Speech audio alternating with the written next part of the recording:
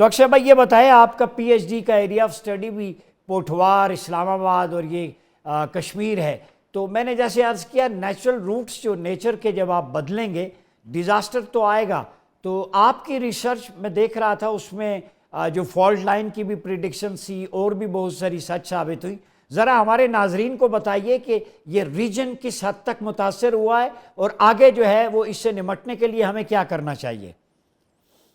जी, इस वक्त ये जो आपका रीजन है पोठोहार का, इस्लामाबाद का, कश्मीर का, और अगर नॉर्दर्न साइड पे भी देखें तो मेरी रिसर्च तो फॉल्ट जोन्स पे थी, जो कि जल्जले जहां आते हैं तो ये रीजन वैसे ही जल्जलों पर जो है वो उसकी वजह से भी वल्नरेबल है। लेकिन अभी बात क्लाइमेट चेंज की हो रही है, तो यहाँ पे हमारा जो मानसून का सिलसिला है वो हमें पता है कि बे ऑफ बंगाल से आता है, लेकिन इस दफा जो शदीद गर्मी पड़ी है बिकॉज ऑफ क्लाइमेट चेंज, उसकी वजह से यहाँ पे एकदम नमी बढ़ी। जब नमी बढ़ी तो उसने, जब वो ऊपर हवा से टकराई है, ठंडी हवा से, तो क्लाउड बस्ट जैसे मामलात हुए। ये तो क्लाइमेट चेंज हो गया, ये कोई आज की बात नहीं है, ये हमें सदियों से पता है। जी। लेकिन अभी जो ऑन ग्राउंड डिजास्टर है उसके पीछे कुछ हमारी अपनी मिस प्लानिंग है। जैसे कि जब पहाड़ों से जो बड़े बड़े पत्थर नीचे आ रहे हैं, और ये जो काले रंग की मिट्टी जो अभी गिलगित बल्तिस्तान में भी आप देख रहे हैं, जी, उसकी गजर सबसे में। बड़ी वजह ये होती है कि आप जब दरख्त काट देते हैं, अगर तो वहां पहाड़ों पे बर्फ है और दरख्त काट दिए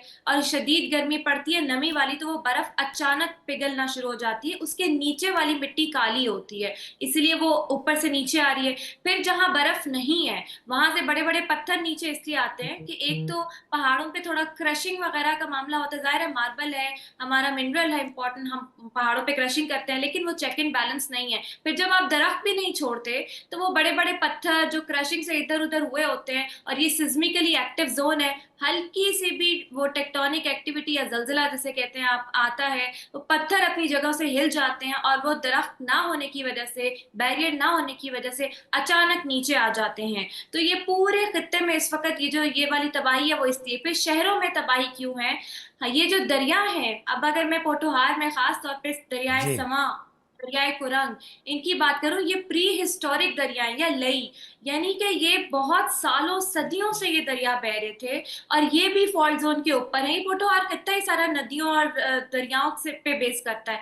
तो जब हम इनके रास्तों पे ऊपर कंस्ट्रक्शन पे कंस्ट्रक्शन करते जाएंगे और इनका गुजरने का रास्ता नहीं छोड़ेंगे, तो ये पहाड़ों से आने वाले दरिया हैं, ये फिर अपने साथ सैलाबी रेले लाते हैं और अपना रास्ता वापस क्लेम करते हैं। सवात में भी यही मामलात हैं। तो ये जो तबाही हो रही है ना, जब हमने नेचर का बैलेंस आउट किया, और आपने सही हवाले दिए हैं, जब हम नेचर के साथ बैलेंस आउट कर देते हैं तो ये तबाही, ये मामलात होते हैं, और ये साइंटिफिकली हम इसको क्लाइमेट चेंज कहते हैं, और ऑन ग्राउंड हम इसको मिस प्लानिंग कहते हैं और ठीक है। Miss governance. डॉक्टर साहब भाई ये बताएं कि आपने दरियाई सवां की बात की, कोरंग की बात की, लई की बात की, इतने अरसे से इनका नेचुरल एक रूट है। तो आप क्या समझती हैं, सिर्फ इंक्रोचमेंट ही एक मसला है कि यहाँ पे बिल्डिंग्स खड़ी कर दी गई, नेचुरल रूट इनके बदल दिए गए, या पहले भी क्लाउड बस्ट होते थे, बारिशें तो इतनी होती थी 100-200 मिलीमीटर, तो ज़मीन में पानी एब्जॉर्ब करने की जगह बाकी नहीं रही, मिसमैनेजमेंट है, क्या है, ज़रा हमारे नाजरीन को समझाएं।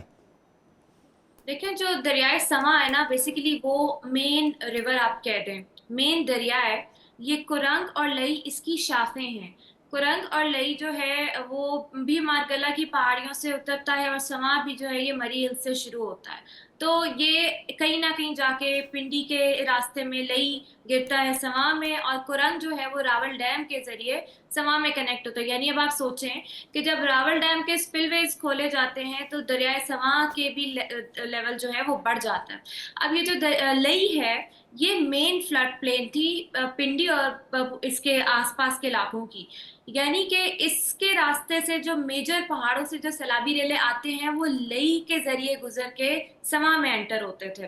अब लई के ऊपर सबसे ज्यादा इंक्रोचमेंट हुई है, सबसे ज्यादा कंस्ट्रक्शन हुई है ये मेन फ्लड प्लेन के ऊपर। यानी कि इसके गिर्द वेटलैंड या बफर जोन था, सदियों से जो जमीन नरम थी और इस पे पानी जज्ब होता था, इसीलिए रावलपिंडी इस्लामाबाद में जेर जमीन पानी के जखायर भी बहुत अच्छे हुआ करते थे। लेकिन अब पिंडी में जेर जमीन पानी के जखायर भी खत्म होना शुरू हो गए, क्योंकि इतनी इतनी ज्यादा कंस्ट्रक्शन हो गई, फिर हमने वेटलैंड खत्म कर दिए दरियाए समा पे। तो ये जो आप देखते हैं, ये जो माइग्रेटरी बर्ड्स जिनको कहते हैं, दूसरे दूर दराज मुल्कों से आते हैं, वो यहाँ आते होते थे और यहाँ पे बहुत बहुत रिच बायोडाइवर्सिटी थी। अब मसला ये है कि हमने जब लई को तंग कर दिया और पीछे जो कुरंग है उसके ऊपर भी कंस्ट्रक्शन कर दी। अब ये दोनों दरियाओं का रास्ता तंग होने की वजह से जब सैलाबी पानी को रास्ता नहीं मिलता तो वो होता है जो हमने अभी रिसेंटली देखा और पिछले सैलाबों में भी देखते हैं हम। 2004 या 2001 में भी पिंडी में क्लाउड बस्ट हुआ था तो पूरा पिंडी डूब गया था। ये नई बात नहीं है। और समा के गिर्द भी अब इस कदर हाउसिंग सोसाइटीज है, मसला सारा इंक्रोचमेंट का है कि वो जब पानी वहां से आता है और समा ऊपर होता है तो जो हाउसिंग सोसाइटीज थोड़े नीचे लेवल पे हैं वो डूब जाती हैं। और एक और मसला है यहाँ पे, अब हमने क्योंकि ये जंगलात कनेक्टेड है, आगे कहूटा जंगल है, आगे मरी का जंगल, यहाँ तक जंगल फैला हुआ था, तख्त पड़ी जंगल। वो जंगल काटने से क्या हुआ कि क्योंकि ये ज़ाहिर टीले हैं, पहाड़ी इलाका है थोड़ा, जंगल काटने से ये हुआ कि जो पानी के रेले जो इस इलाके में तेजी से आते हैं वो उनको बैरियर खत्म हो गया और ये इलाका भी एक हिल टॉरेंट में कन्वर्ट हो रहा है। आपने सुने होंगे वाकयात कि गाड़ियां कैसे बह के समा में गिर जाती हैं, मेन रोड से गाड़ियां बह के लई में गिर जाती हैं, क्योंकि ये हिल टॉरेंट बन रहा है। सैलाबी रेले की स्पीड इतनी ज्यादा बढ़ चुकी है यहाँ कि जी आम मूसलाधार बारिश से भी लोग यहाँ बह जाते हैं। तो मेजर इशू यहाँ ठीक हो गया। कॉन्क्रीट जंग और ठीक। जंगलात का खात्मा। डॉक्टर साहब ये बताएं कि क्या करना चाहिए कोप इन माई सिटी। ये क्लाइमेट चेंज के हवाले से कॉन्फ्रेंसेस भी हुई, मुझे याद है हायर एजुकेशन कमीशन में 2017 में हुई थी, उसमें मैं भी गया था। तो ये seminar, symposium, conferences, research paper, सब कुछ, लेकिन हमारे यहाँ प्रैक्टिकली कुछ भी नहीं है। क्लाउड बस्ट आ जाता है, ख़बर बन जाती है, मिनिस्टर्स भी आते हैं, वो घुटनों तक डूबे होते हैं, सेल्फियाँ लेते हैं। और हमारे यहाँ ये भी बड़ा बुरा कल्चर है कि सेल्फी लेके अवाम के साथ खड़े। भाई अवाम के साथ खड़े होने से कुछ नहीं होता, डूबे क्यों अवाम?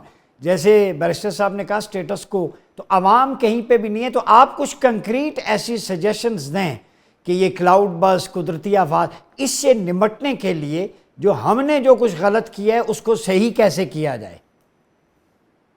जी बिल्कुल, ये जो आप बात कर रहे हैं कॉप इन माई सिटी, उसमें मैं भी आपके साथ थी। 2017-18 की बात है। उसका जी मकसद ये था हायर एजुकेशन कमीशन का कि यूनिवर्सिटीज में जो है बताया लगे कि जो हुकूमतें जाती हैं ये कॉप की ये कॉन्फ्रेंसेस पे, उसका मकसद क्या होता है और वहाँ निगोसिएशंस कैसे होती हैं। देखिए बात ये कि मैं नहीं इस चीज़ को बुरा कहती, मैं कहती हूँ चलें आगाही के लिए ये चीज़ें बहुत ज़रूरी हैं, लेकिन मसला इसका सलूशन सिर्फ 2-3 है और वो एक इन अ फॉर्म ऑफ पैकेज है। पहली बात ये कि जब तक आप कम्युनिटीज को एंगेज करके प्लानिंग नहीं करते क्लाइमेट चेंज की, कोई भी चीज फायदा नहीं दे सकती। अभी गिलगित बल्तिस्तान में अर्ली वार्निंग सिस्टम्स फेल कैसे हुए आप देखें। गिजर की आप बात कर रहे हैं, वहां पे जो फ्लैश फ्लड आया उसकी वार्निंग किसने दी? एक चरवाहा जो बकरियां चरा रहा था उसने शोर मचाया कि पहाड़ से नीचे रेला आ रहा है, तो वहां से कम्युनिटीज बच गई। जो अर्ली वार्निंग सिस्टम इंस्टॉल हुए थे उन्होंने कुछ नहीं हेल्प की वहां पे, तो क्योंकि कम्युनिटीज को शामिल नहीं किया गया, इन्वेस्टमेंट चली जाती है। दूसरी बात ये कि आपको डिस्ट्रिक्ट लेवल से प्लानिंग करनी है, बॉटम अप अप्रोच लेनी है। हम लोग करक और चारसद्दा में अडेप्टेशन प्लान बना रहे हैं, वहां पे जाके जब हम ये जो लोग हैं, जो जिरगे हैं, इनके साथ बैठते हैं, इनसे बात करते हैं, तो हमें पता लगता है कि मसाइल क्या है क्लाइमेट के, इनको पता है, लेकिन वो प्लानिंग का हिस्सा नहीं है। डिस्ट्रिक्ट गवर्नमेंट्स को बैठना होगा, लोकल गवर्नेंस सिस्टम को आपको कैपेसिटी असेसमेंट करनी है कि जो डिपार्टमेंट्स आपके इन प्लेस हैं क्या वो क्लाइमेट चेंज को समझते हैं, क्या वो लिंक कर पाते हैं ये ड्रेनेज, ये वेस्ट मैनेजमेंट, इन सबको क्लाइमेट चेंज से, या वो कहते हैं बस बारिश शदीद हो गई तो इसलिए हम फंस गए। तो ये बहुत जरूरी है। इसके अलावा पूरे कंट्री लेवल पे मेरी 2 सजेशंस है इस वक्त। एक, आपको क्लाइमेट स्मार्ट इन्वेस्टमेंट स्ट्रैटेजी लेकर आनी है, अपने लोकल प्राइवेट सेक्टर को एंगेज करें। देखिए राइट विंग गवर्नमेंट्स हैं दुनिया में, आपकी मदद को अभी कोई नहीं आने वाला, तो इसलिए आप लोकल जो वसाइल है उस पर रिलाय करें। दूसरी बात मैं सजेस्ट, बल्कि मैं रिक्वेस्ट करती हूँ आपके प्रोग्राम के तवसत से कि प्लीज एक ग्रैंड डायलॉग बुलाएं जिसमें सारे सूबे बैठें, और ये नहीं कि सिर्फ बात करने के लिए, असेस करें मसले क्या हैं, क्यों इश्यूज आ रहे हैं और उसका प्लान ऑफ एक्शन क्या होना चाहिए। ये सोल्यूशन इसको इमरजेंसी के तौर पे ट्रीट किया जाए। ग्रैंड डायलॉग की भी जरूरत है।